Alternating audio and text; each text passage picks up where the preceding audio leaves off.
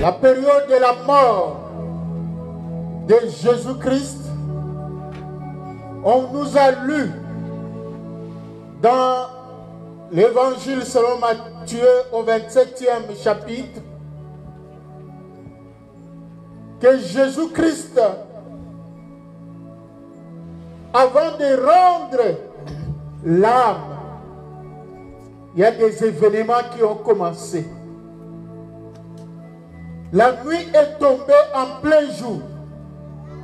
Il y a eu obscurité. Jésus a rendu l'âme. Il y a eu tremblement de terre. Et les tombeaux se sont ouverts. Les saints qui étaient morts sont sortis. Ils ont sillonné la ville sainte. Sion, la ville de Jérusalem. C'est significatif, mon frère, ma soeur. C'est ça. Jésus entrait dans la mort et ceux qui étaient dans la mort sortaient. Ils entraient dans la vie. C'est ça le signe qu'il donnait déjà. Mon frère, ma soeur, oh, que le Seigneur t'ouvre les yeux. Que le Seigneur ouvre ton esprit pour bien comprendre ces choses. Dans quelle prison on pouvait t'amener? Dans quel tombeau on pouvait t'enterrer? Dans quelle mer on pouvait t'enfoncer? Mais la Bible nous dit, quand Jésus entrait dans la mort, ceux qui étaient bloqués dans la mort sortaient de là. Donc, mon frère, ma soeur, où est-ce que l'ennemi peut t'amener? Où est-ce que le sorcier peut-il t'amener? Où est-ce qu'il peut te bloquer? Parce que Jésus est entré là pour que toi tu sortes. Il est entré dans la malédiction afin que toi tu sortes de la malédiction. Il est entré dans les blocages afin que toi et moi nous sortions. Il est entré dans des prisons.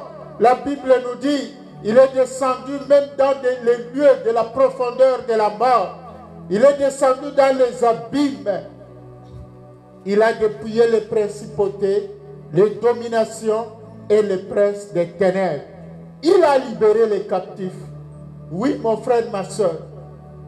Ceux-là qui étaient chargés de le garder, ceux-là qui étaient chargés de le torturer, de le martyriser, quand Jésus entrait dans la mort, et ils sont sortis de la mort spirituelle. Ils ont dit, oh, c'est vrai, il était le Fils de Dieu. Mon frère, ma soeur, le Seigneur a permis que tu sois bloqué, que tu sois bloqué dans des prisons, dans la malédiction. Le Seigneur a permis que tu sois bloqué dans la mort. Le Seigneur a permis que tu sois bloqué dans le célibat. Que le Seigneur a permis que tu sois bloqué dans la stérilité. Le Seigneur a permis que tu sois dans des blocages de toutes sortes, afin que quand lui va intervenir, même ceux-là qui t'ont bloqué puissent aussi avoir la vie. Acclamons le Seigneur notre Dieu.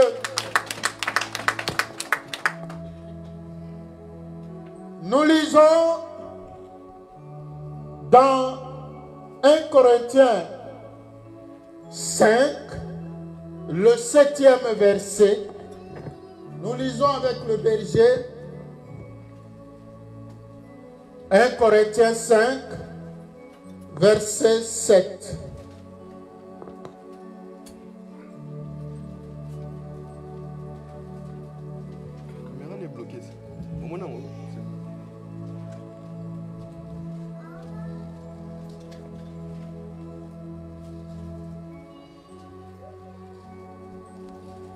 Lisons par la grâce de Dieu 1 Corinthiens chapitre 5, le 7e verset.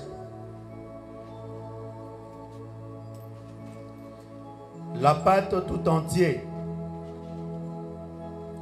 ôte le vieux levain, afin que vous soyez une nouvelle pâte, comme vous êtes sans levain. Car aussi notre Pâque, Christ a été sacrifié. Amen. Amen. Tu restes là. Jean chapitre 20. À partir du 26e verset, donc 26 à 28.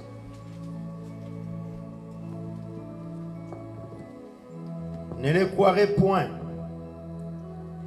Et 8 jours après, ses disciples étaient de nouveau dans la maison, et Thomas avec eux. Jésus vient. La porte étant fermée, il s'éteint au milieu d'eux et dit, « Paix vous soit. » Puis il dit à Thomas, « Avance ton doigt ici, et regarde mes mains. Avance aussi ta main, et mets-la dans mon côté. Et ne sois pas incrédule, mais croyant. » Thomas répondit et lui dit, « Mon Seigneur et mon Dieu. » Jésus lui dit, « Parce que tu m'as vu, tu as cru. Bienheureux ceux qui n'ont point vu et qui ont cru. » 30. Oui. Jésus donc fit aussi devant ses disciples beaucoup d'autres miracles qui ne sont pas écrits dans ces livres, mais ces choses sont écrites afin que vous croyiez que Jésus est le Christ, le Fils de Dieu, et qu'en croyant, vous ayez la vie par son nom. Amen. Acclamons le Seigneur notre Dieu. Maintenant, Lévitique chapitre 12, du 1er au 8e verset. Lévitique 12, 1 à 8. Nous lisons par la grâce de Dieu. Et l'Éternel parla à Moïse disant, « Parle aux fils d'Israël en disant, si une femme conçoit et enfante un fils, elle sera impure 7 jours.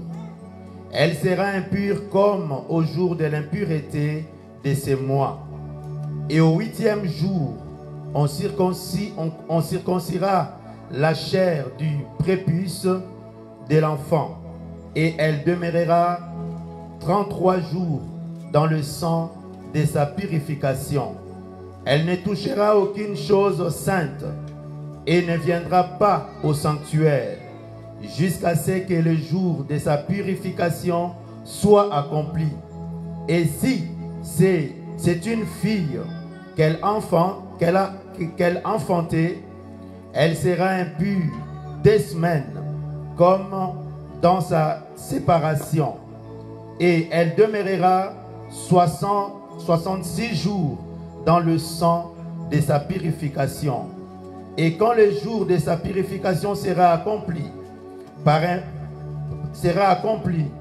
pour un fils ou pour une fille, elle amènera au sacrificateur à l'entrée de la tente d'assignation un agneau âgé d'1 an pour l'holocauste, et un jeune pigeon ou une tourterelle pour sacrifice pour le péché. Et il présentera ces choses devant l'Éternel et fera propitiation pour elle, et elle sera purifiée du flux de son sang. Telle est la loi de celle qui enfante un fils ou une fille. Et si ces moyens ne suffisent pas pour trouver un agneau, elle prendra 2 tourterelles et 2 jeunes pigeons, l'un pour l'holocauste et l'autre pour les sacrifices pour le péché. Et le sacrificateur fera propitiation pour elle, et elle sera pure. Amen. Acclamons le Seigneur notre Dieu. Voilà, bien-aimés, le dimanche passé, nous avions fêté la Pâque. La Pâque, nous avons longuement parlé. La Pâque vient du mot hébreu qui signifie Pessah, c'est-à-dire passer outre, dans le sens d'épargner. La Pâque, c'est une traversée, on passe d'un point à l'autre. La Pâque, on passe de l'esclavage à la liberté. La Pâque, on passe de la malédiction à la bénédiction. C'est ça la Pâque. Et symboliquement, cela a été manifesté. Parce que la Pâque, c'est la délivrance du peuple d'Israël, la sortie d'Israël de l'Égypte. Et dans la Pâque, pour nous, c'est la mort de Jésus-Christ, son ensevelissement et sa résurrection. Amen. C'est ça la Pâque. Christ, c'est lui qui est notre Pâque, parce que par sa résurrection, nous avons eu la vie éternelle, nous avons eu la libération. Le passage que le modérateur nous avait lu, donc avant l'adoration, dans Matthieu 27, est très significatif. Parce que c'est ça, Jésus-Christ est venu pour nous faire passer de la malédiction à la bénédiction. Il est venu nous faire passer de la condamnation à la liberté. Amen. Il nous a fait passer de la mort à la vie. Il nous a fait passer des ténèbres à la lumière. Alors, sa résurrection, c'est notre naissance aussi, parce que la Bible dit, nous sommes morts avec Christ dans nos péchés et nous sommes ressuscités avec Jésus-Christ. C'est ça la nouvelle création. Nous sommes devenus de nouvelles créations. Et désormais, il y a un acte de naissance pour chacun de nous, là au ciel. Dans le livre de vie, on écrit et la date et le lieu de naissance. Et quel est le lieu de naissance? C'est Jérusalem. Tous sont nés à Jérusalem. Tout cela n'est pas seulement connu des chrétiens. La Bible, on avait lu dans le psaume 87 que même les païens connaissent cela, que toi, tu es né à Jérusalem. Tu es un citoyen de la Jérusalem céleste.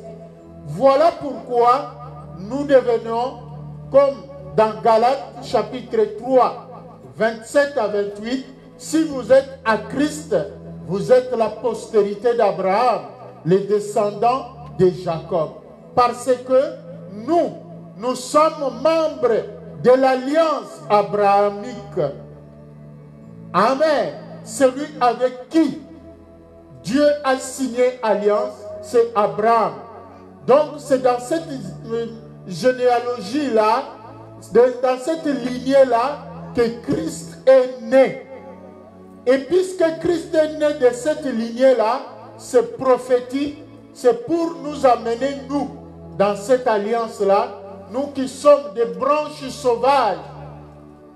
Mais en Jésus-Christ, par Jésus-Christ, nous avons été greffés dans l'olivier. Amen. Et c'est pour cela, Christ, il a montré cela symboliquement, parce que depuis Abraham, Dieu a donné cette instruction-là, que tous ceux qui sont membres de la famille d'Abraham, donc, devaient être circoncis. Donc, les mâles, bien sûr. Même au niveau des animaux, on devait consacrer les animaux. Les premiers-nés. Même en Égypte, Dieu a donné l'instruction à Moïse.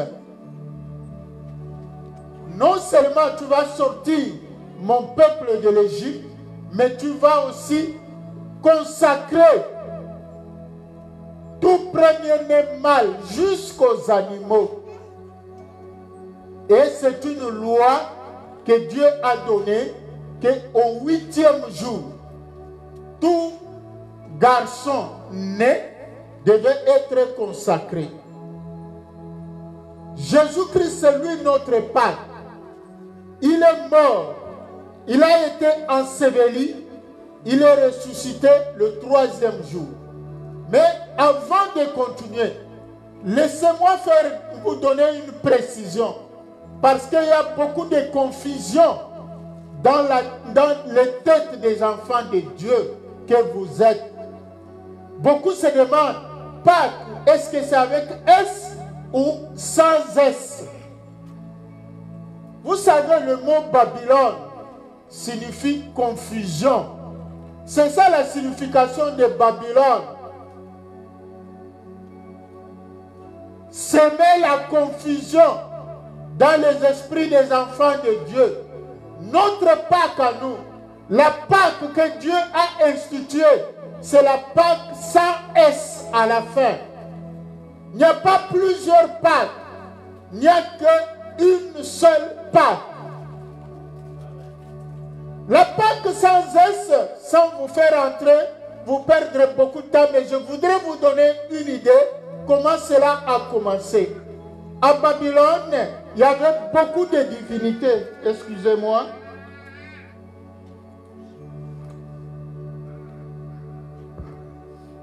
À Babylone, disais-je, il y avait plusieurs divinités. Mais il y avait une divinité centrale, une divinité féminine, qu'on appelle Istar. Istar signifie la reine du ciel. La reine d'Astarté. Si vous lisez Jérémie 44, vous trouverez cela. Cette reine, c'est la divinité centrale des Babyloniens. Et vous savez qu'après, elle a été adoptée, cette divinité a été adoptée par Rome, les Romains. Les Romains et les Grecs. Même en classe, on avait étudié dans l'histoire que Rome, quand c'était à son apogée, l'Empire romain, quand l'Empire romain faisait les conquêtes des peuples, il adoptait non seulement les coutumes de ces peuples-là, même toutes les traditions, même les dieux de ces peuples-là, les divinités de ces peuples-là. Rome ayant conquis la Grèce, Rome a adopté toutes les divinités grecques. Et quand Rome a progressé jusqu'en Orient là-bas, Rome a adopté les divinités babyloniennes. D'où la reine d'Astarté, la reine Istar. C'était une statue, la statue d'une femme. En latin, on écrit Regina Coeli. Ça signifie reine du ciel. Dans la Bible, on ne parle pas de reine du ciel. Dieu est le seul roi. Il n'est ni homme ni femme. C'est lui le roi des rois. Il n'y a pas de reine.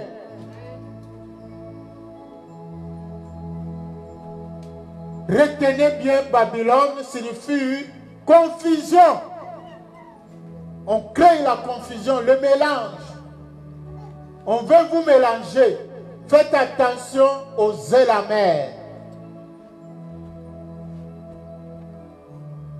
Cette divinité-là avait un fils qu'on appelait Tammuz, qui était aussi un dieu, une divinité. Et Tammuz était non seulement le fils de Istar, mais aussi son mari. C'est ça selon la mythologie. Amen.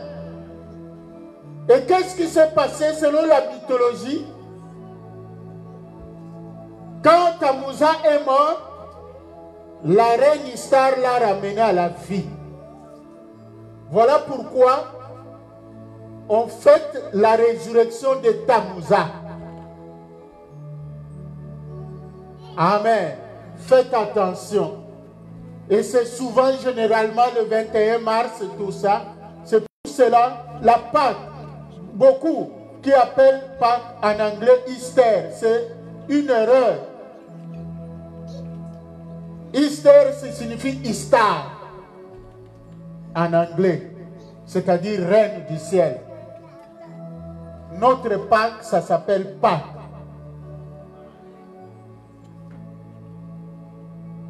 Donc c'est ça la Pâques avec S. Donc une divinité babylonienne, donc selon la mythologie qui est morte, qui est revenue à la vie, et on célèbre cela. Donc on veut créer le parallélisme.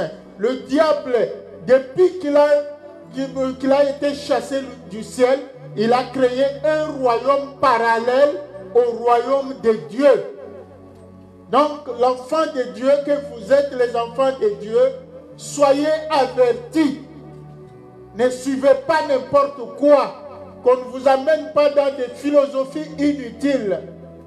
Nous, notre Pâques, c'est Jésus-Christ. Amen. Acclamons le Seigneur notre Dieu.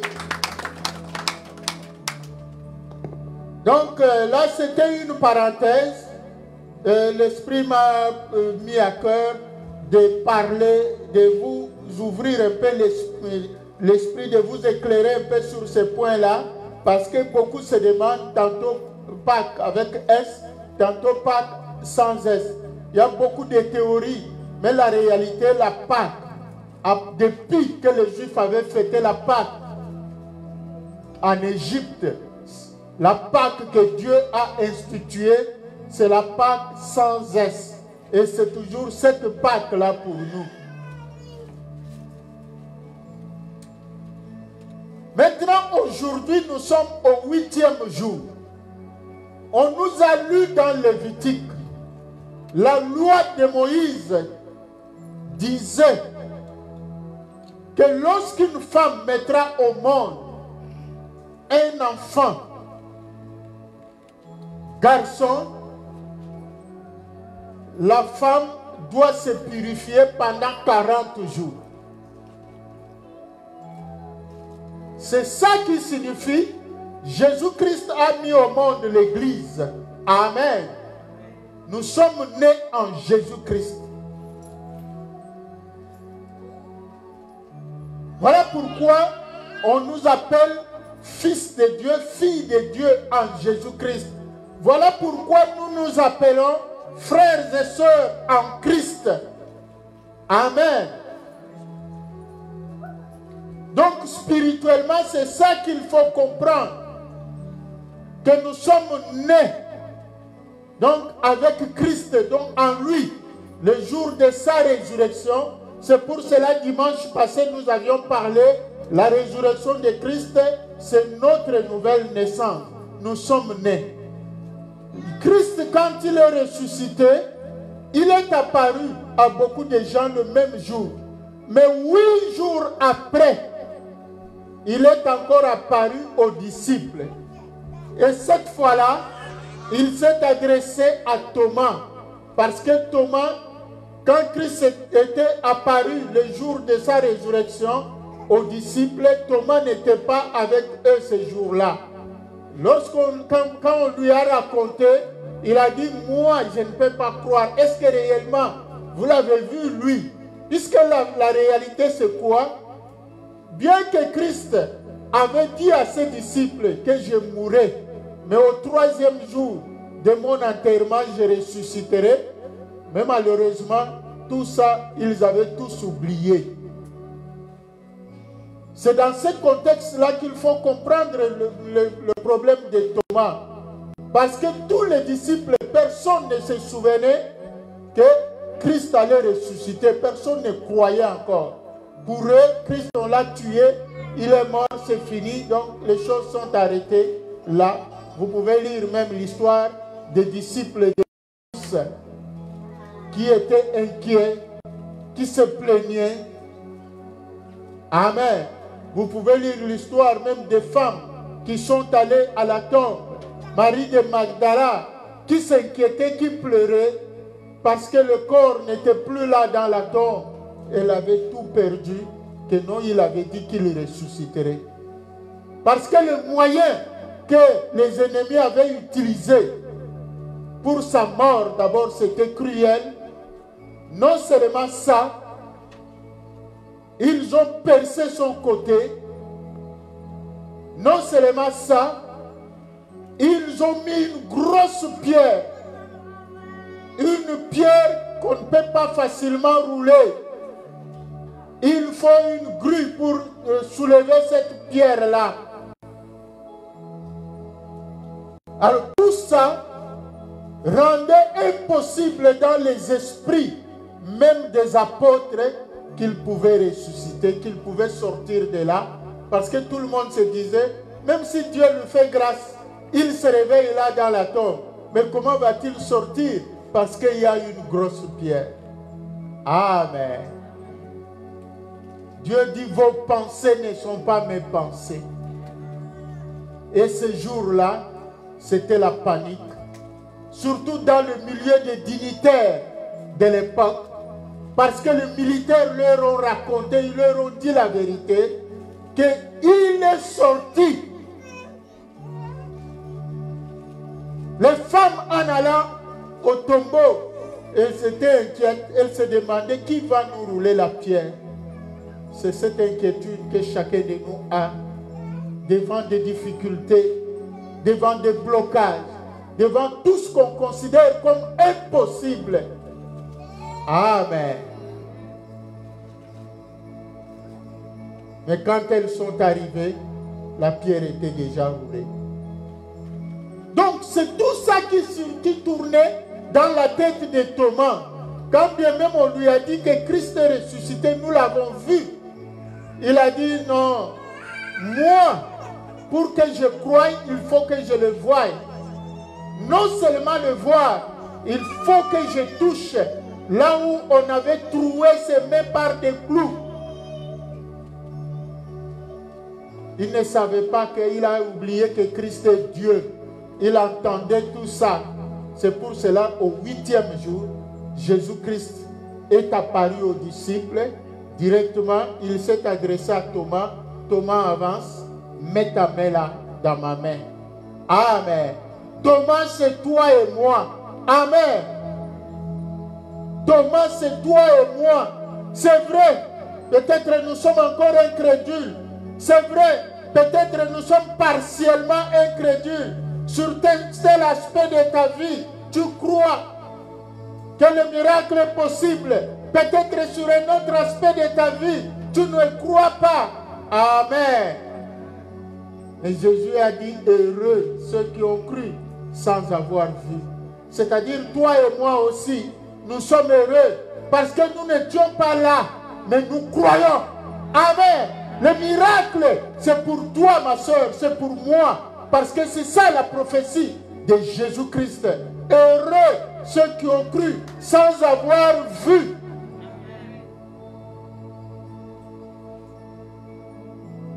Mais au 8e jour, pourquoi Christ s'est présenté là? Parce que Christ devait passer 40 jours. C'est pour obéir à Lévitique 12. La loi qui dit, une femme qui met au monde un enfant garçon doit se purifier pendant 40 jours. Si c'est une fille, elle doit se purifier pendant 66 jours. 66 jours, c'est pourquoi? C'est parce que la loi de la circoncision disait au 8e jour, le garçon, ça concernait seulement le garçon. Au 8e jour, c'est la circoncision. Amen. Mais les filles, comme cette loi ne les concernait pas, or Christ n'est pas venu seulement pour les garçons, il est venu aussi pour les filles. Parce que la Bible nous dit dans Galates, en Christ, il n'y a plus ni homme ni femme. Il n'y a plus ni juif ni grec. Amen. Donc Dieu, dans la loi de Moïse, c'est la prophétie, il a prévu 26 jours de plus de purification de la femme. C'est pour montrer que la circoncision de l'Ancien Testament ne concernait pas les femmes, mais la circoncision du Nouveau Testament, les femmes seront concernées. Parce que si vous prenez 2 plus 6, ça vous donne 8. Acclamons le Seigneur notre Dieu. Donc, c'est ça. Et Christ devait se purifier pendant 40 jours. Il ne devait pas aller jusqu'à 66 jours parce qu'au 8e jour, quand il s'est présenté, il y avait et les hommes et les femmes ensemble, et c'est là que la nouvelle alliance a commencé. Amen. Donc c'est la nouvelle naissance, la nouvelle alliance.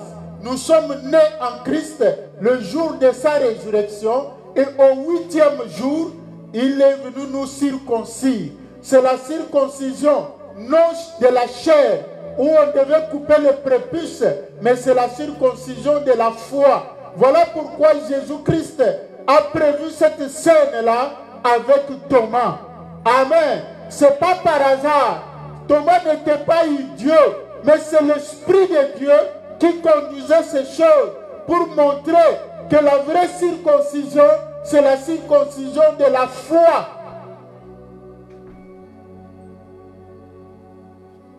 Acclamons le Seigneur notre Dieu.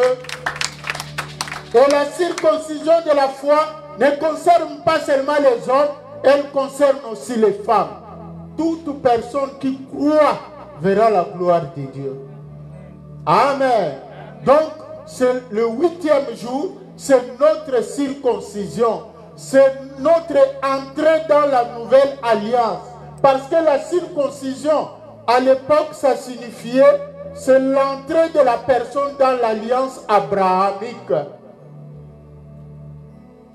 Donc, Jésus-Christ, avec ses apôtres, c'était le signe qu'il montrait que tout celui qui croira en Jésus-Christ, désormais, il sera partie de l'alliance que Dieu a signée avec Abraham.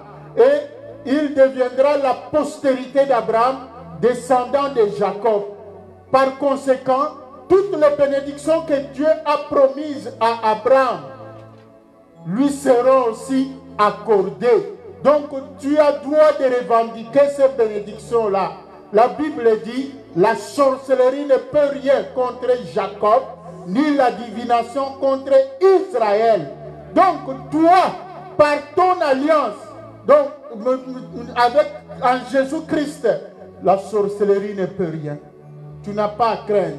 Même si on t'a dit, on est allé faire ceci, on est allé faire des rituels contre toi, on est allé invoquer des esprits contre toi. Souviens-toi que dans l'alliance de Dieu avec Abraham, il est dit, nul ne peut maudire celui que l'Éternel a béni. Tu es d'office béni. Tu es d'office libéré. Tu es d'office béni, mon frère, ma soeur. C'est notre alliance. Nous sommes dans la nouvelle alliance. C'est ça au 8e jour. Jésus-Christ a circoncis par la foi Thomas. Amen. Thomas nous représente, nous. Parce que là où Jésus était apparu, Thomas n'était pas là. Il n'avait pas vu. Amen. Donc Thomas nous représente, nous. Nous qui ne sommes pas biologiquement de la race d'Abraham.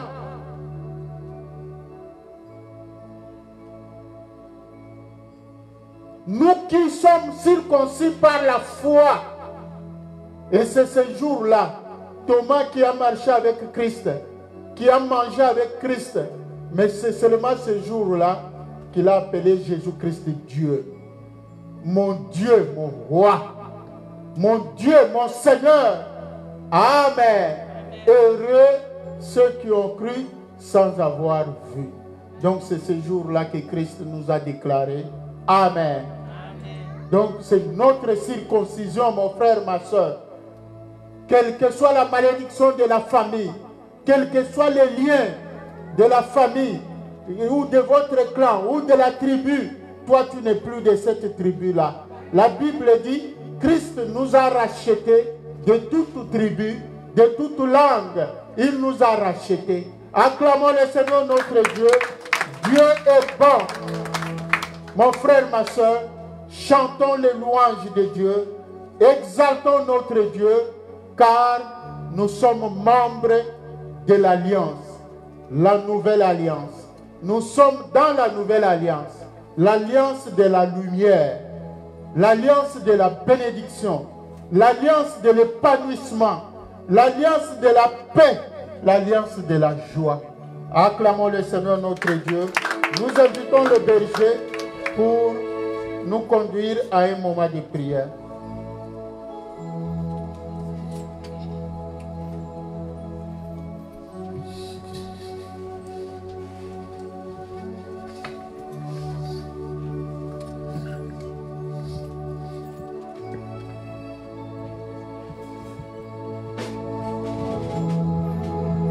Acclamons le Seigneur notre Dieu, acclamons le Roi des Rois. Si cette parole t'a fait du bien, acclame le Roi des Rois, acclame le Seigneur. Pendant que tu acclames le Seigneur, mets-toi debout, mets-toi debout. Alléluia. Nous sommes entrés dans l'alliance. Le ténèbre ne peut pas régner sur toi. Nous sommes dans l'alliance. Tu es devenu une nouvelle créature. Christ est vivant. Oui, c'est le temps maintenant de faire des proclamations. Pendant que nous reprenons ces chants que nous avons chantés tantôt à la croix de Golgotha, il a tout payé. Amen, amen. Oui, bien-aimé, lève tes mains vers le ciel. Commence à faire des proclamations. Jésus a tout accompli pour toi. Il t'a fait entrer dans l'alliance. Tu es appelé fille, fils d'Abraham. Proclame ce matin que le ténèbre ne peut rien contre toi. Proclame ce matin que la sorcellerie ne peut rien contre toi. Vois ce que le diable utilise comme arme pour te combattre. Proclame qu'en Christ, ces choses ne peuvent rien contre moi. Dans le nom de Jésus-Christ, élevons nos voix, commençons à prier. Alléluia. Alléluia. Nous déclarons et nous proclamons ce matin, Seigneur, que le ténèbre ne régnera pas sur mon frère et sur ma soeur. Je déclare et je proclame ce matin, Seigneur, que le ténèbre ne peut pas régner sur ton église. Je déclare et je proclame ce matin, Seigneur, que la sorcellerie n'a pas de pouvoir contre ton peuple au nom de Jésus. Alléluia. Oui, commence à proclamer ce matin. Proclame ce matin. À la fois Jésus a tout payé pour toi. Il a payé. Jésus a tout payé. Il a payé. Jésus a tout payé. Il a payé. Jésus a tout payé. Il a payé. Jésus a tout payé. Il a payé. Oui, bien-aimé. Oui. C'est par la foi, comme on nous a enseigné ce matin. Oui, il te sera fait aussi par la foi. Jésus a dit à Bartimée, que veux-tu que je fasse pour toi? Ce matin, bien-aimé, proclame. Proclame que tu seras la tête et non la queue. Proclame que tu seras le premier et non le dernier. Proclame que tu verras la gloire de Dieu. Proclame ce que le Saint-Esprit te met en tête, en esprit ce matin. Proclame et tu verras la gloire de Dieu. Proclame et tu verras la main de Dieu te toucher ce matin. Élevons nos voix et prions au nom de Jésus. Alléluia. Alléluia. Je déclare et je proclame ce matin, Seigneur, que le ténèbre ne régnera pas sur nous, Seigneur. Je déclare et je proclame ce matin la victoire sur toutes choses. La victoire de Jésus-Christ, Seigneur, sur la mort, sur le blocage et sur toute arme de l'ennemi, Seigneur, dans nos vies. Je proclame ce matin, Seigneur, oui, que nous serons la tête et non la queue, Seigneur, le premier et non le dernier, Seigneur. Nous le proclamons dans le nom de Jésus-Christ. Alléluia. Précieux Jésus, précieux Jésus, le billet qui soutient ma vie. Précieux, précieux Jésus, le billet qui soutient ma vie. Précieux Jésus, précieux Jésus, le billet qui soutient ma vie. Précieux Jésus, le billet qui soutient ma vie. Oui, pendant que les musiciens arrêtent de chanter, nous voulons prier comme de vrais combattants. Christ nous a dit qu'en toutes choses, nous sommes plus que vainqueurs. L'ennemi t'attaque sous plusieurs aspects, sous plusieurs formes. Mais ce matin, la vérité est qu'en Christ, nous sommes une nouvelle création. Les choses anciennes sont passées. Voici, toutes choses sont devenues nouvelles. Oui, toi qui as connu des échecs dans le passé, tu as connu des moments difficiles dans le passé, proclame ce matin que ces choses sont passées. Proclame que tu es une nouvelle création de Dieu. Proclame de bonnes choses. Proclame un nouveau départ. Proclame un progrès. Proclame l'élévation. Proclame tout ce que... Proclame la victoire de Jésus-Christ dans ta vie. Au nom de Jésus-Christ, élevons nos voix et prions tous au nom de Jésus. Alléluia. Proclame la victoire ce matin. Proclame que les choses anciennes sont passées dans ta vie. Les liens, la sorcellerie, les blocages de ta famille. Proclame, les célibats appartiennent au passé. Proclame maintenant le progrès. Proclame le succès. Proclame l'avancement dans ta vie. Au nom de Jésus. Au nom de Jésus, prie bien-aimé ce matin. Prie par la foi ce matin. Au nom de Jésus, alléluia. Nous proclamons la victoire ce matin. La victoire sur toute attaque de l'ennemi. Jésus, qui soutient ma vie.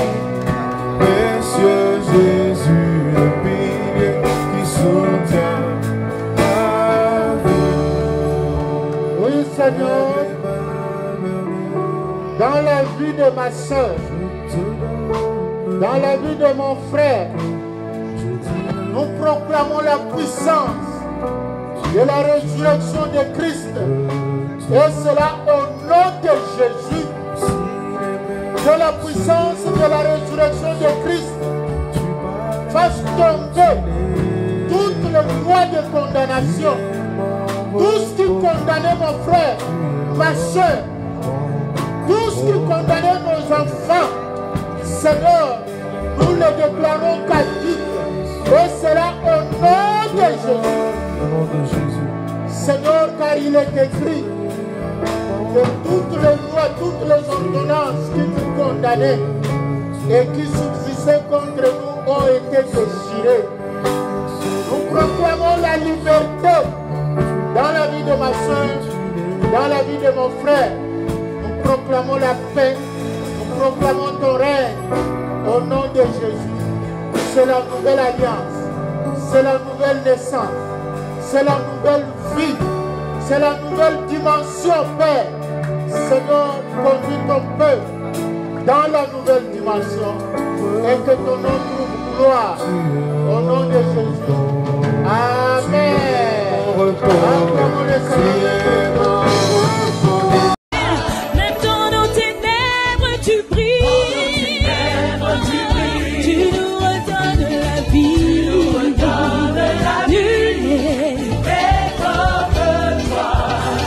Toi, c'est